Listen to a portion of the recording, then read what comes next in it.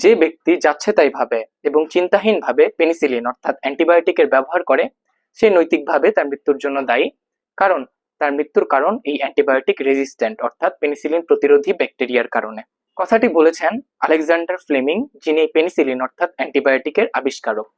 আমাদের সমাজে বহু মানুষ রয়েছেন যারা যাচ্ছে তাই ভাবে অ্যান্টিবায়োটিকের ব্যবহার করেন। সামান্য জ্বর, ঠান্ডা, কাশি এবং ডায়রিয়াতেও দেখা যায় ফার্মেসি থেকে একটা দুইটা অ্যান্টিবায়োটিক খাচ্ছেন, খেয়ে পরবর্তীতে সেই ডোজটি কমপ্লিট করছেন না। এই কারণে অ্যান্টিবায়োটিক রেজিস্ট্যান্ট ডেভেলপ করছে এবং পরবর্তীতে সে আবার অসুস্থ হলে দেখা যায় এই অ্যান্টিবায়োটিক গুলো তার শরীরে আর কাজ করছে না। যে জন্য কিন্তু আসলেই মানুষ নিজে দায়ী এবং এই কথাটি অ্যান্টিবায়োটিকের আবিষ্কারক আলেকজান্ডার ফ্লেমিং নিজেই বলে গিয়েছেন।